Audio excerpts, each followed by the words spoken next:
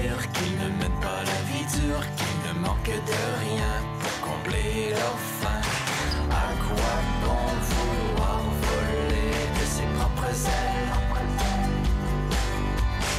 Où pourraient-ils aller alors que dehors c'est l'hiver nucléaire?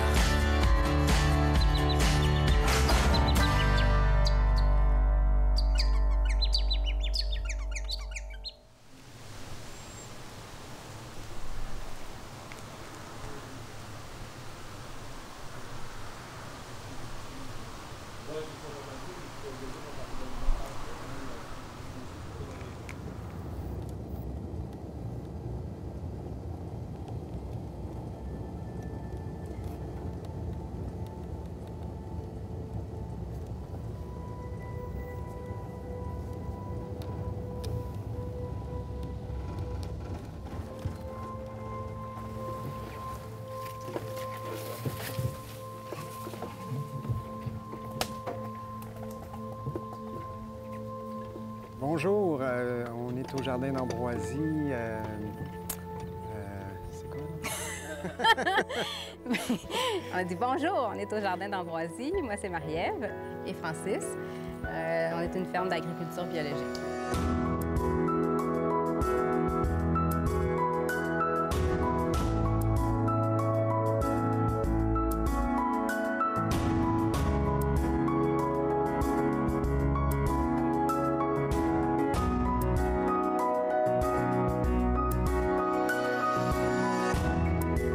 Les Jardins d'Ambroisie, c'est un projet qui a pris naissance en 2006.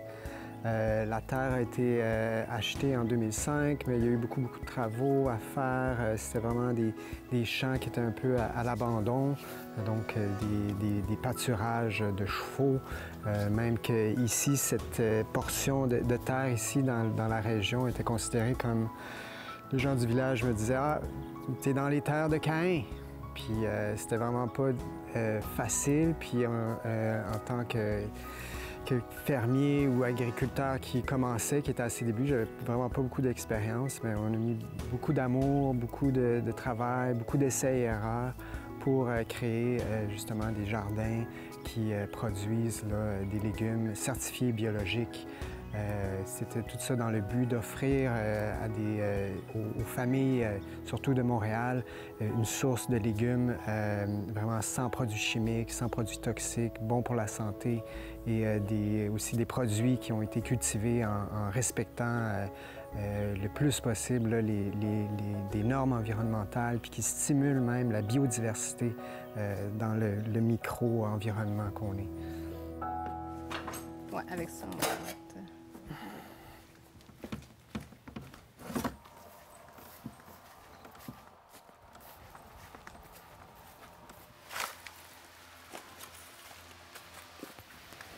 Oups. Ils sont vraiment durs, hein? Ouais.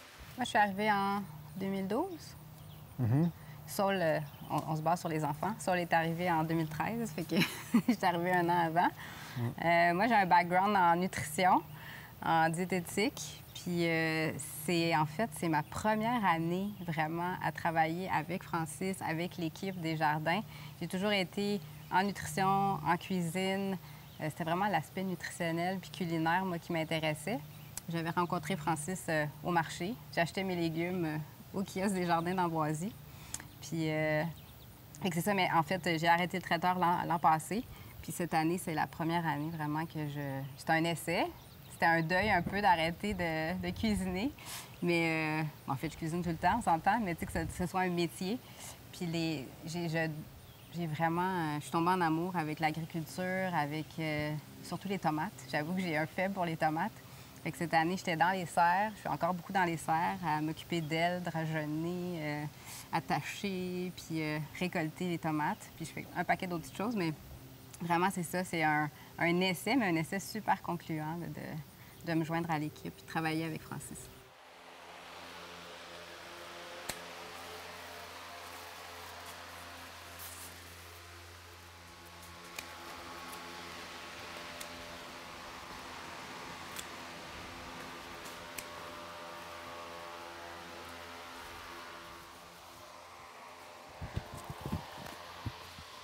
Il y a une tomate qui est là, la grosse, là. Je sais pas qu'est-ce que... Je l'ai oublié peut-être hier.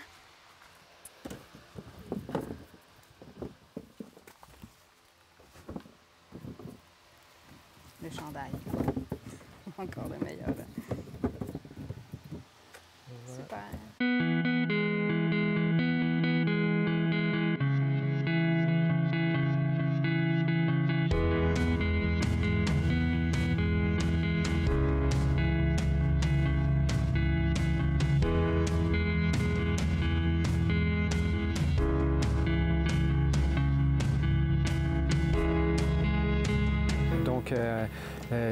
Notre mise en marché principale, c'est les paniers bio.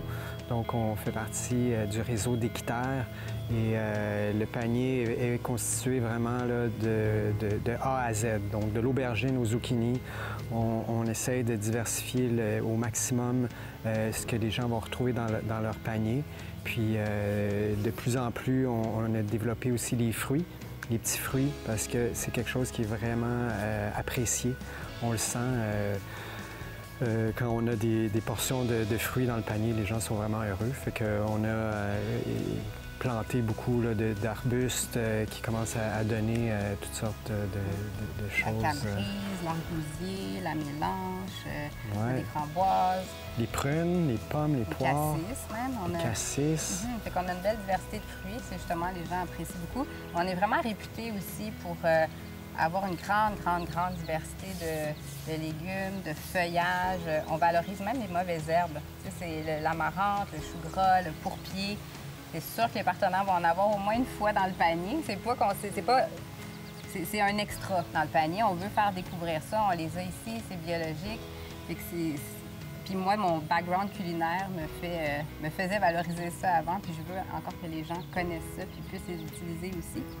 Fait que même les mauvaises herbes se retrouvent les bonnes mauvaises herbes se retrouvent dans le panier. C'est ça. On ne fait pas que des paniers. On a aussi un kiosque au marché fermier du métro Laurier à Montréal, qui est aussi une façon d'écouler nos surplus puis d'offrir à une population que les paniers ne font pas nécessairement l'affaire. Donc, ça aussi, c'est une belle manière d'offrir nos produits.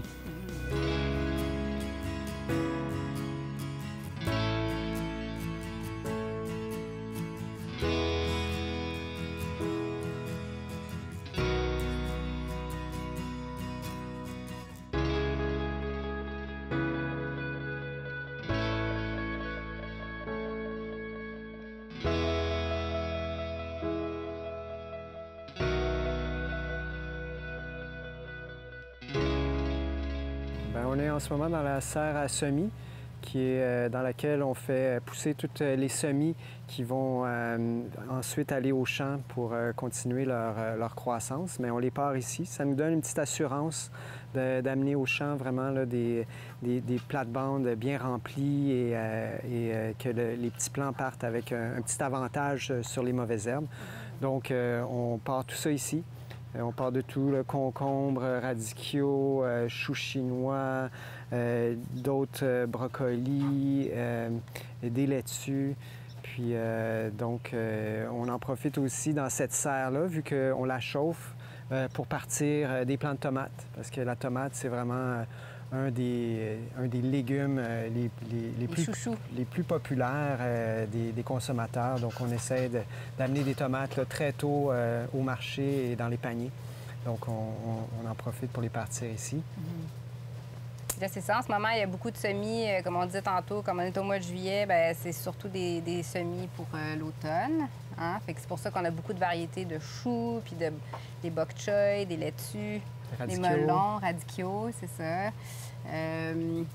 Voilà. Puis on en profite aussi, la serre, c'est un peu un lieu où on explore. Des fois, quand on est là, on a mis des patates bleues, on a mis du malabar au fond, il y a le cœur de glace, qui est une plante grasse là, que les gens... C'est quelque chose d'un peu nouveau. On a fait découvrir aux gens depuis quelques années, qui apprécient. Fait que c'est des cultures petites là, qu'on fait pousser ici aussi. Puis comme disait Francis, ben oui, les tomates cette année, c'est le fun parce ça fait presque un mois qu'on en amène au marché puis qu'on en met dans les paniers. Alors, cultures qui sont bien appréciées. Les gens, ils n'en mangent pas de l'hiver, qui attendent désespérément les tomates l'été.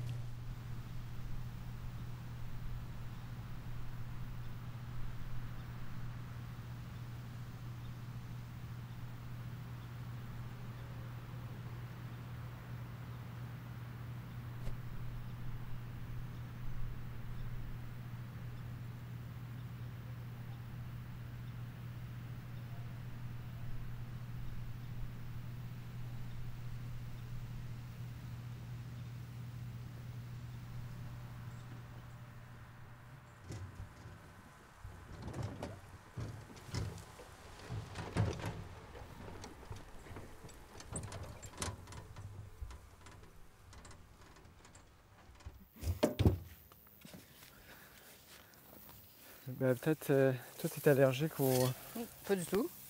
Oui. Pour avoir mis Tu veux-tu faire les des concombres? plastiques. Je peux faire les concombres, peu importe. Donc,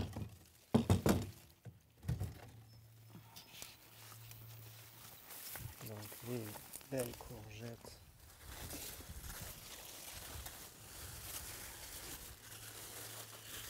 Est-ce qu'ils ont fait? Ah non, OK.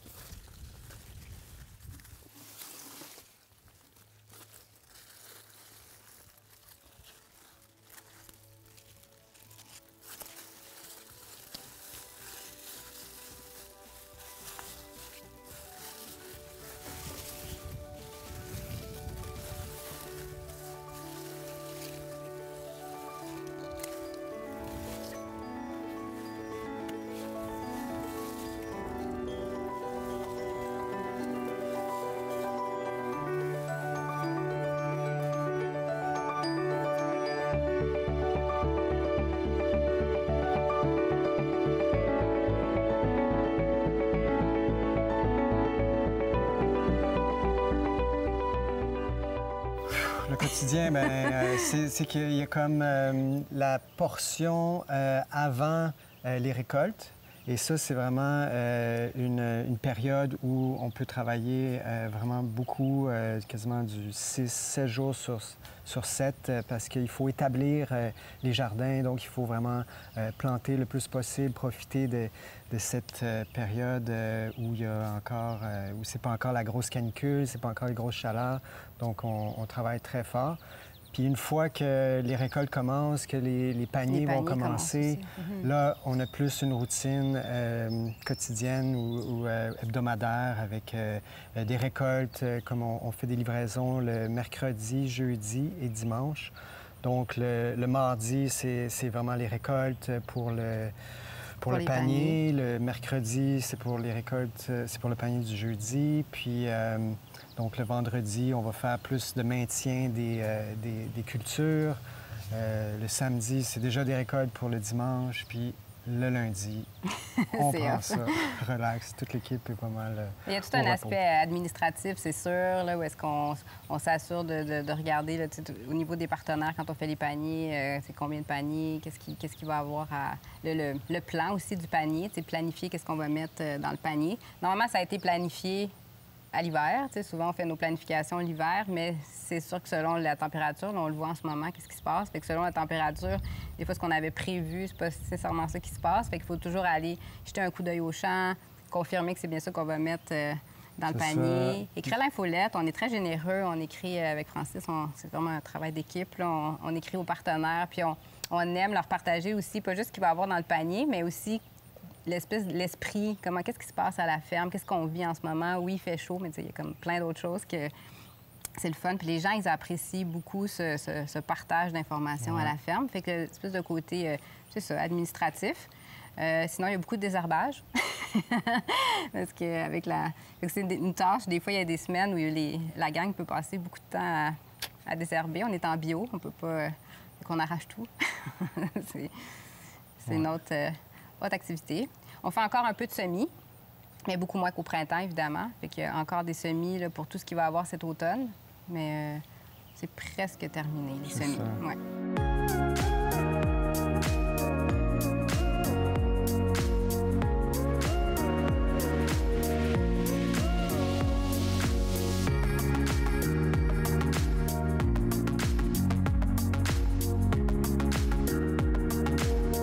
On est en ce moment dans notre petit verger permaculturel.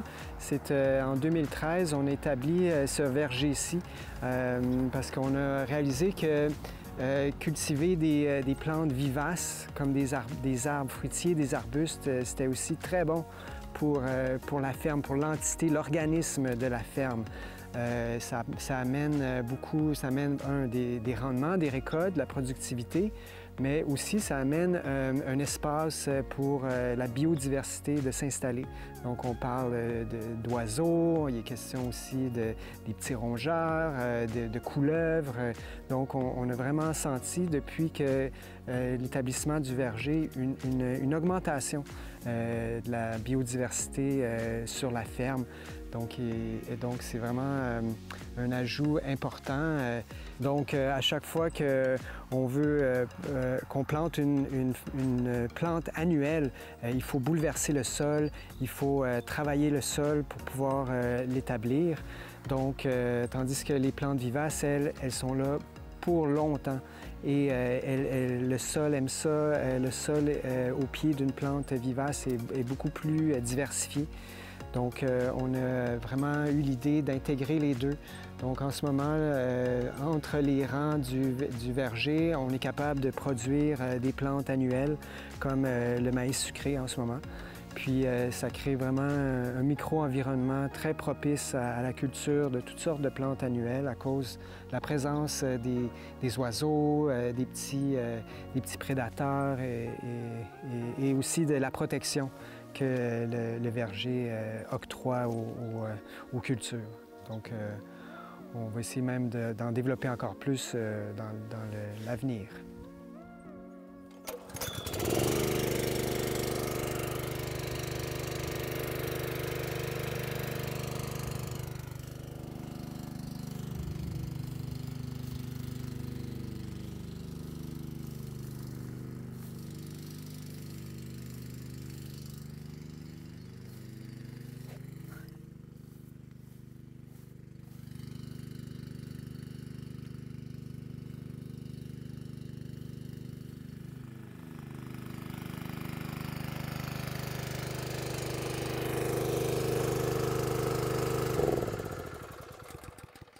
Oui, on sent vraiment un engouement depuis ces dernières années, vraiment, puis particulièrement cette année. On dirait que dans les médias, on en parle de plus en plus. Il y a même plus d'informations sur c'est quoi être un fermier à petite échelle.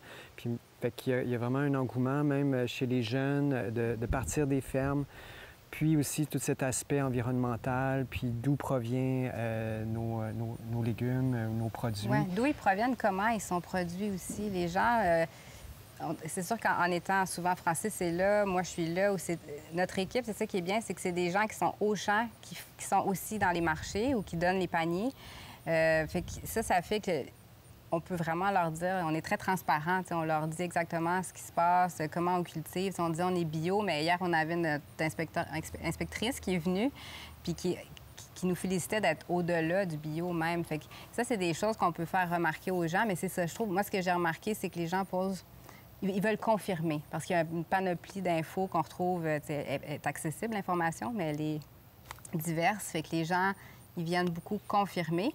Puis ils sont aussi très curieux. Ils veulent... Je parlais de bonnes, mauvaises herbes tantôt. Je pense qu'il y a 6-7 ans, même 5 ans, ça ne devait pas pogner autant la marante puis le chou gras. Mais là, cette année, ou les 2-3 dernières années, les gens, ils sont willing d'essayer. On sent que le consommateur est de plus en plus éduqué et de plus en plus conscient des enjeux aussi qui ont lieu dans les campagnes. Et ils sont beaucoup influencés par ça.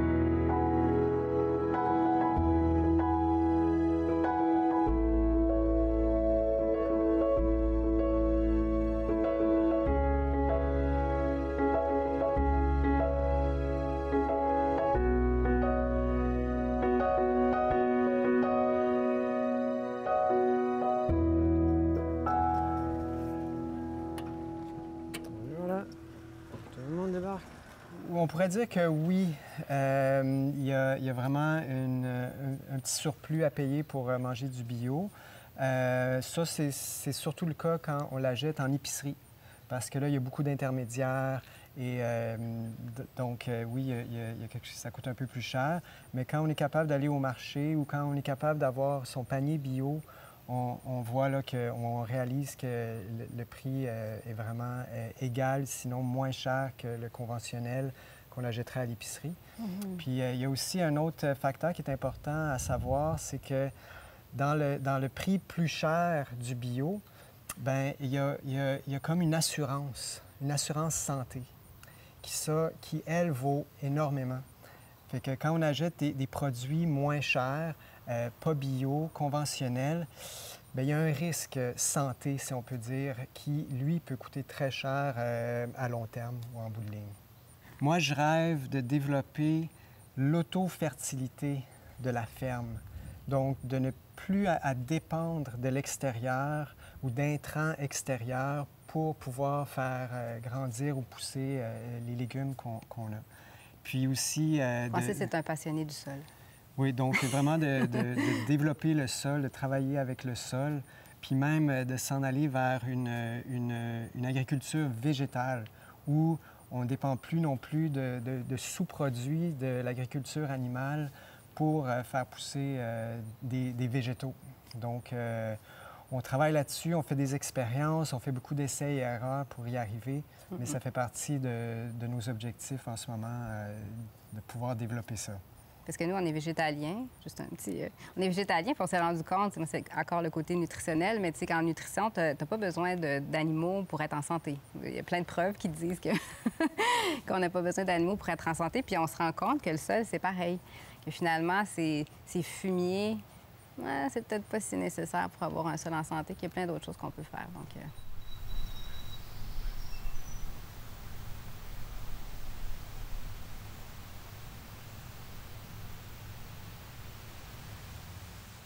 Je vais vous présenter ici quelque chose qui est en quelque sorte un bioréacteur. Donc, on est en train... C'est une vermicompostière avec du vermicompost et toute la fertilité des 8 acres qu'on a en production pourrait toutes se retrouver dans cette petite boîte.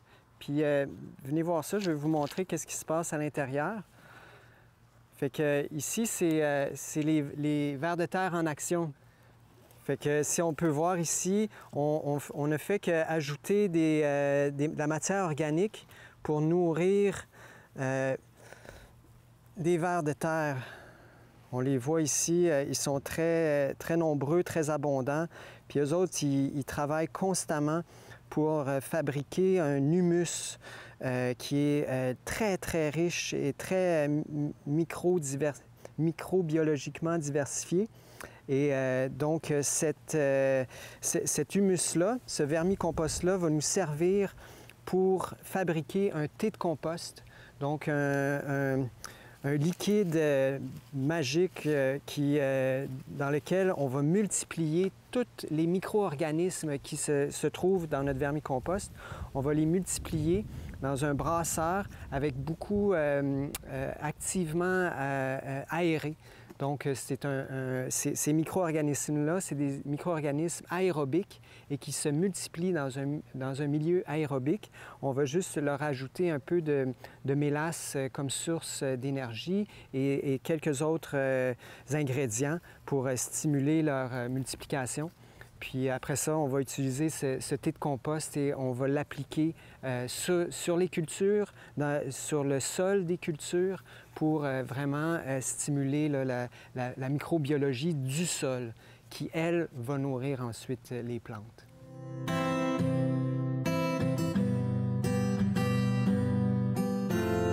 C'est sûr que monsieur, madame, tout le monde, ils font du 9 à 5, puis nous, c'est pas mal du 5 à 9. Fait qu'en agriculture, c'est pas facile de trouver l'équilibre. Mais c'est il faut mettre l'équilibre sur l'année. C'est ça. Il faut arrêter de vouloir justement avoir une vie de 9 à 5.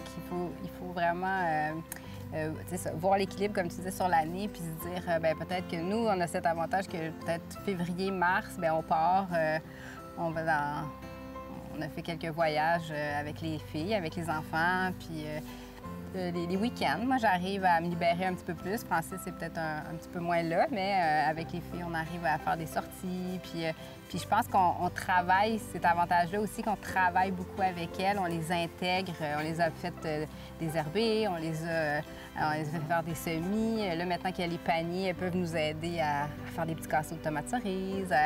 Fait qu'elles participent beaucoup.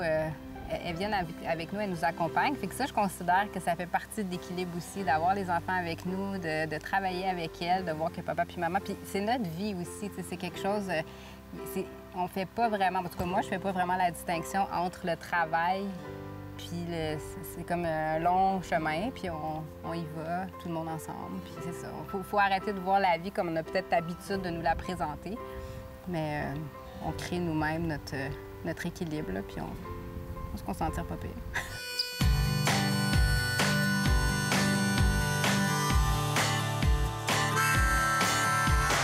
On pourrait dire qu'ils ne mènent pas la vie dure, qu'ils ne manquent de rien.